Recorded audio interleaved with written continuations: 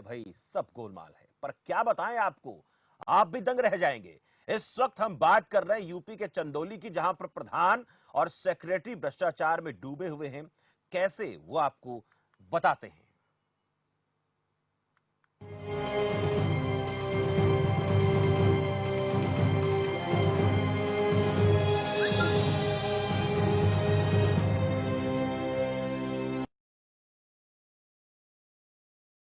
तो गोलमाल है। योजना की बात करेंगे गरीबों को लेकर, उसमें कमीशन लेना छोड़ दें, फिर शुरू करें सख्त कार्रवाई तो रुक सकता है भ्रष्टाचार। साथ ही ये भी कहा, ये भी जो है ब्याज रखना चाहिए कि सड़कें बनवाने के विवाद में प्रधानों को अपनी जान तक देनी पड़ती है। फेसबुक पर कमेंट करना तो बहुत आसान है, लेकिन प्रधानों की समस्या समझना मुश्किल है। जिसने रिश्वत नहीं दी उसका डोंगल नहीं लगता, और 1 साल होने पर भी हजारों मनरेगा मजदूरों का भुगतान आज तक नहीं हुआ। ये सब लिखा है हरदोई के एक विधायक ने। इससे क्या साबित होता है, क्या कहें, और कब तक गरीबी की जगह भ्रष्टाचार के जरिए गरीबों को हटाया जाता रहेगा, उन्हें भूखा मरने पर मजबूर किया जाता रहेगा, उनका हक मारा जाता रहेगा। आज इस मुद्दे पर हम बातचीत करेंगे और इस बातचीत को आगे बढ़ाएंगे हमारे यूपी से ब्यूरो में तीश। बहुत शुक्रिया शमशेर। सब गोलमाल है, सब गोलमाल है, लेकिन ये बात कौन कहे। गरीबों के हक पर डाका डाला जा रहा है, लेकिन हैरान करने वाली बात यह है कि डाका डालने वाले आकाओं पर कार्रवाई नहीं हो रही है। तभी तो अब गरीबों के अलावा जो पीड़ित हैं, उनके अलावा तमाम ऐसे लोग भी मुखर होने लगे हैं और अपना विरोध जताने लगे हैं, और सभी ये कह रहे हैं गोलमाल है भाई, गोलमाल है। आज अपने इस स्पेशल बुलेटिन में खास चर्चा में हम इसी गोलमाल की चर्चा करेंगे और समझने की कोशिश करेंगे कि आखिर ये गोलमाल कैसे हो रहा है। लाइव जुड़ रहे हैं इस चर्चा में हिस्सा लेने के लिए कपिल श्रीवास्तव जी, बहुत स्वागत है। और उसके अलावा संजीव मिश्रा हैं, भारतीय जनता पार्टी के प्रवक्ता हैं, वो लाइव जुड़ रहे हैं हमारे इस चर्चा में हिस्सा लेंगे, शिरकत करेंगे। और तमाम जो हमारे सहयोगी हैं, हमारे संवाददाताओं की टीम है जो अलग अलग जिलों से ग्राउंड जीरो पर इस चर्चा में हिस्सा लेगी, शिरकत करेगी, और हम समझने की कोशिश कर रहे हैं कि आखिर इस गोलमाल के पीछे असली कहानी क्या है। और आखिर वो गरीब तबका जिसको पहले किस्मत ने परेशान किया, बदनसीबी उस कदर है कि पीछा छोड़ने का नाम नहीं ले रही है, और अब अधिकारी से लेकर सब लूटने पे आमदा है। लेकिन सवाल यही है कि कौन बोलेगा, बिल्ली के गले में घंटी कौन बांधे, अपने आप में बड़ा सवाल है।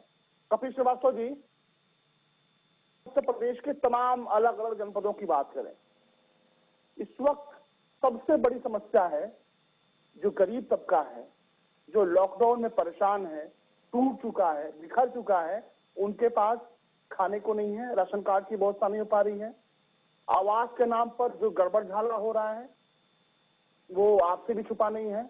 सवाल ये हमारा उठ रहा है कि आखिर ऐसा क्यों रहा है, और इस आपके अलावा कोई और भी हो उससे भी बात करना चाहेंगे। आपके अलावा कोई और भी हो आपके साथ तो उनसे बात कराइए, लेकिन उसके पहले हम चलेंगे मेरठ, जहां से हमारे सहयोगी धर्मेंद्र जुड़े हुए हैं। धर्मेंद्र, इस वक्त आप कहाँ पे मौजूद हैं?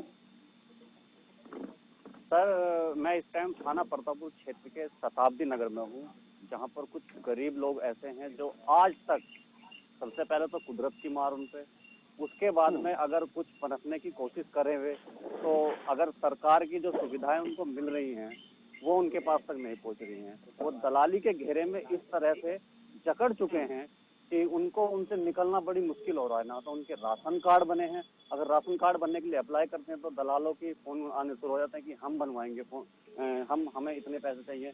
अगर बेचारे रेंट पर रहते हैं लोग, अगर इन लोगों ने मकान के लिए सरकारी आवास विकास के लिए अप्लाई भी किया तो उसके बाद में इनसे ऑफिस से जब फोन आते हैं तो लोग इनसे कहते हैं कि 70-70 हजार रुपए की इनसे डिमांड करते हैं। धर्मेंद्र, आप बात करिए, हम सुनना चाहते हैं, उनको समझना चाहते हैं। जो आपके साथ में लोग हैं उनसे बात करिए, कौन मौजूद है और उनका नाम क्या है, बात करिए जरा धर्मेंद्र। जी बिल्कुल, मैं बात करूँ। क्या नाम है आपका? मेरा नाम हरीश कुमार है।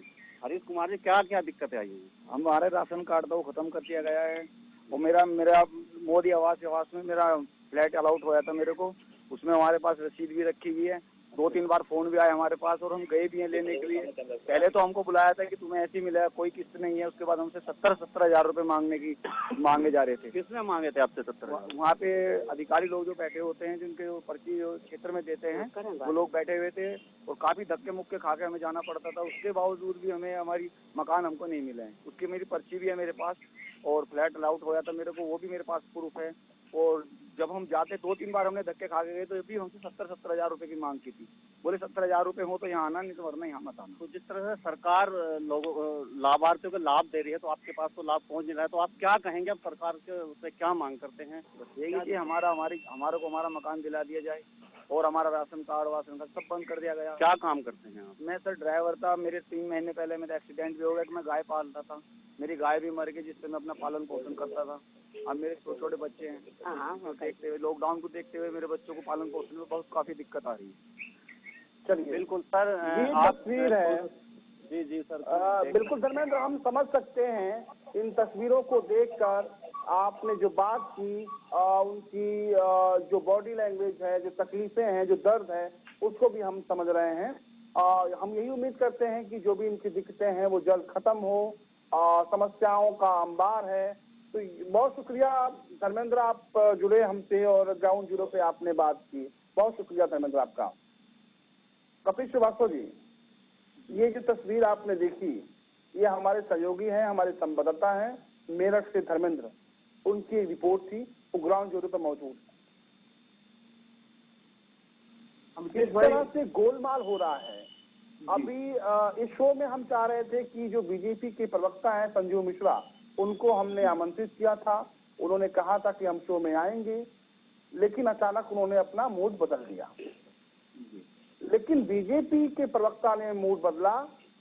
हम खबर और हम अपना मुद्दा नहीं बदल सकते।